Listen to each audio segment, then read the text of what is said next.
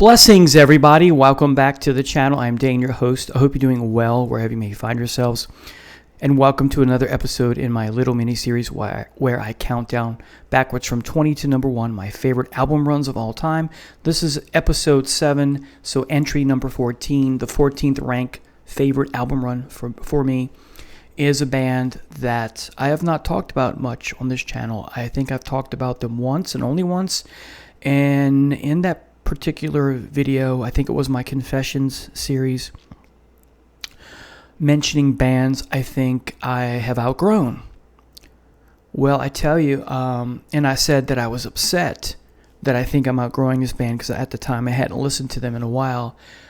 But boy, I've been on a kick with this band, this particular band I'm about to discuss with you for the last 3.5 days, and including listening to them this morning and right before I went out to go run some errands, and in listening to them last night and the night before, I was like, wow, it's like I've rediscovered. So I'm talking about the Black Crowes, ladies and gentlemen. What a wonderful album run they have that I'm going to present with you today. It's nice to rediscover a band you haven't listened to for some time, and again, I'm glad that I've not outgrown them. I guess this happens sometimes. So let's talk about the first album. I'm missing 3 albums. I can't find them, but I'm going to talk about them nonetheless. So start with the debut.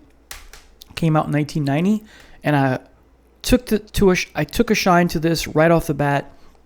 Of course, you have some people who say it's too derivative of Humble Pie, Rolling Stones, and The Faces. I hear all 3 of those bands when I listen to this album, and some people kind of write it off or half write it off and say it's really with the second album where they come into their own. I disagree. I think that despite the fact, I don't think it's overtly derivative. I hear more of, the inspiration from the Stones, The Faces, and Humble Pie equally, and I think they make it their own. The way Shakespeare took plays that he had read, from history and other plays and plots, but then he makes things fresh and new because he changes things and that kind of thing, makes the plot different or changes the characters. Banquo was evil in Macbeth, and in the play he's now good. So things like that. Anyway, so enough of that, but let's talk about this beauty. This is my favorite album from the band. I'm not saying they peaked early. This is just my favorite of this wonderful run. There have been times when this album wasn't always my favorite, but for a long time it was my favorite, and then other things kind of overthrew it, and now it's back to being my number 1 album. So let's talk about the tracks. You get this wonderful opening track, Twice as Hard, which is very compelling, and we can relate to it. It's very moving. We can relate to it, as I said. The next song, Jealous Again, the lyrics really don't reflect the upbeatness, if you will, of the song, of the music, but it still works. I love this song, and we can relate to that. Next is an even more compelling song than Twice as Hard, I think, and it is one of my favorite tracks, if not my favorite track on this album, Sister Luck. You just sit down, take it all in, it comes in, it waves over you. And we can relate to, fortune. Some days you're on the top of the mountain, some days it's crushing you, that kind of thing. And then we have the wonderful song, Could I Have Been So Blind? Again, we've been here. This album is so wonderful and rich for so many reasons. The lyrics, the message, the themes, the music itself, and because of how we can relate to if we've been in the situations that they're presenting. So could I have been so blind? And the bass in this song is amazing. Then you get the opposite of number 4, Sing Things for the First Time, or Eyes Are Open, kind of a part 2 maybe to that song. I'm not sure, but either way, it's wonderful. Great song. Hard to Handle, the Otis Redding cover, I love, but I like the Otis Redding version first, even though I heard this version. Well, I take it back. I heard the Otis Redding song when I was a kid, but I was too young to appreciate it. And then I went back and re-listened to it, and I like this very much, but I like the Redding version much better. There's a version of Hard to Handle. Sometimes when I used to listen to radio, they hear with horns. I don't know what album that's on. It's not on here, but anyway. Thick and Thin, my least favorite song on the album, but I like it. Then you get the wonderful overplayed song, She Talks to Angels. I listened to it this morning. It grabbed me and moved me like it hadn't done in a long time. Struttin' Blues, cool song. I like it. And then Stare It Cold is phenomenal. And then if you get the bonus version of, if you get the reissue of this, you get 2 extra tracks, which make this even more wonderful. And the name of those 2 songs eludes me. I just have those in MP3 format. I just listened to it last night, and I can't remember the names. But anyway, so this is a dynamite album. Great way to come out of the gate as a new band at the time in 1990. Next, I don't have a prop for you, is Southern Harmony, the Southern Harmony and Musical Companion. Here you get Mark Ford on guitar now, replacing the wonderful Jeff Cease on the debut album. Now, of the 2, I prefer Mark Ford's guitar style and guitar playing to Jeff, but no disrespect to Jeff. Jeff's wonderful on here, and after all, this is my favorite album. But overall, with respect to the discography, I love Mark Ford's playing. You have elements of the hymnal, you have elements of the gospel music rather. You have that Southern soul, that Southern rock element, the Black Crow style Southern rock, not the Lynyrd Skynyrd, of course, stuff. Of course, you have the blues and the rock. The standout tracks here are Sting Me, Remedy, Thorn in My Pride is just wonderful, never gets old for me. Bad Luck Blue Eyes, Goodbye is my favorite song on the album. I love it. Black Moon Creeping, I think, is dynamite, and 99 Pounds, which is only on the reissue from 1998, is dynamite as well. So the Southern Harmony and Musical Companion, what a great sophomore effort. Change in direction from that first album. Allergies. And I'll go on and say again, many people have, critics, what have you, fans have said that the first album's very derivative because of the connection to the Stones and Humble Pie and the Faces, but I think it's phenomenal. They make it their own, and it's not overtly derivative or imitative. I just think it's just inspired, and for me, it's just a fabulous album. I don't think they came into their own with the second album. I think they came into their own with the first, is what I'm saying. All right, next is Amorica. This at one time was my favorite, at one time became my favorite Black Crowes album. It's probably my top 3. There are days where this competes with another one, which we'll talk about in a little bit. Here are the standout tracks for me. Gone and Conspiracy, the 2 right out the gate when you listen to it. Cursed Diamond is a marvel. It's fabulous. Nonfiction, equally amazing in my estimation. My favorite song is Wiser Time. Wow, what a song. This is a much different album from the previous 2. Ballad and Urgency is a close second to Wiser Time. Those are my favorite 6 songs of the album, although I like the whole album. Of course, a lot of these songs are versions or redone versions of the Tall sessions. There's also the band sessions, which you can find on the double CD called The Lost Crows. That's worth having. There's some wonderful songs on that compilation or anthology, whatever you want to call it, issue. I'm not presenting it here, but boy, there's some amazing songs on there. It's like Thunderstorm, 865 or something. That's my favorite song on that. Anyway, so Amorica, number 3 in the discography, is a wow of an album for me. Next, this used to be my favorite Black Crowes album when it first came out for about a year. 3 Snakes and One Charm. Under a Mountain is fantastic. Good Friday, one of my favorite songs of all time. One of my favorite songs on here. Nebuchadnezzar is a cool song. I like it. It's fun. One Mirror Too Many is probably my second favorite song on here. Blackberry is my favorite. It's got that interesting small riff at the beginning, and it's an upbeat, fun song, but it's not an upbeat song like B-52s or Talking Heads. It's a nice, fun song, but not overtly bubbly. It's not bubbly at all. All right, Girl from a Pawn Shop is fantastic.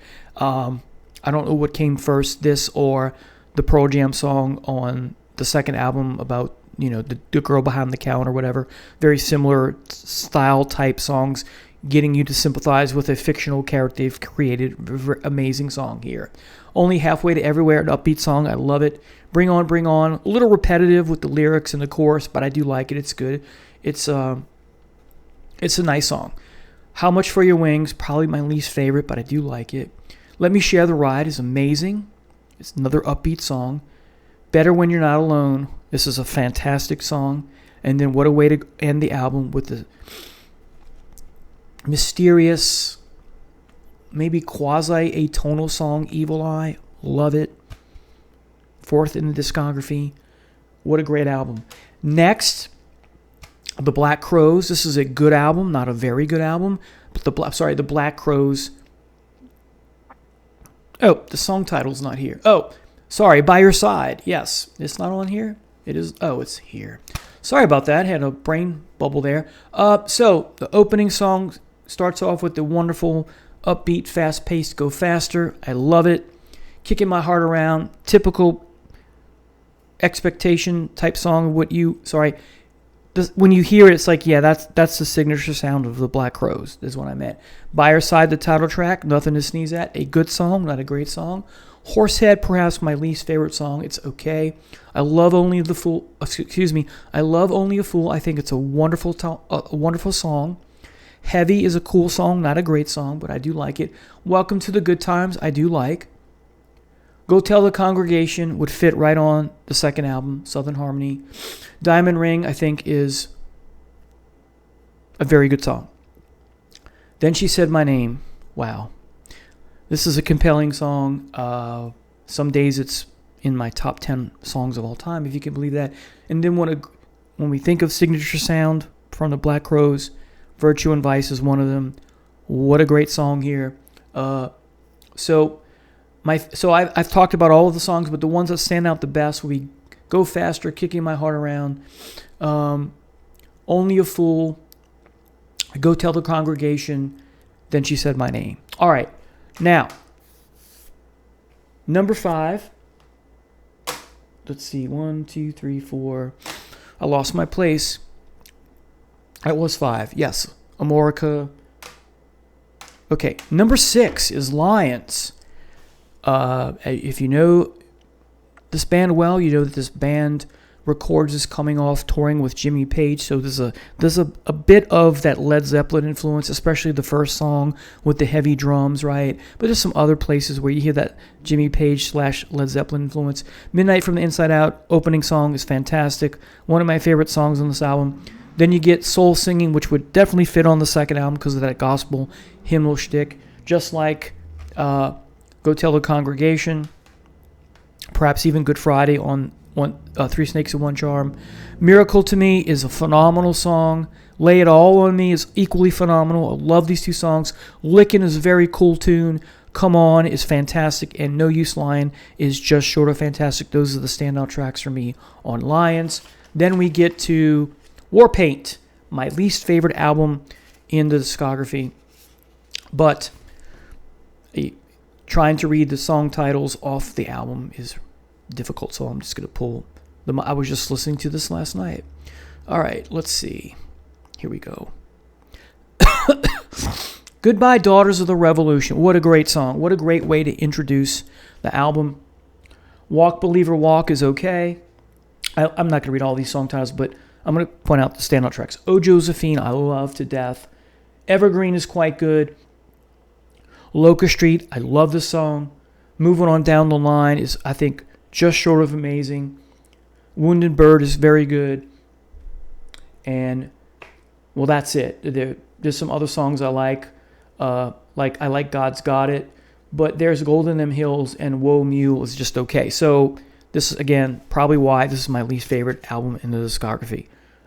Now, finally, the last album in this presentation is a double album if you get it on vinyl now. But when it came out, it was one CD. I'm talking about Before the Frost Until the Freeze with the ellipsis in the middle. When you bought this, you had to put in the code on the internet and download the second half of the album in MP3 format. I just wish they would re-release this as a double album.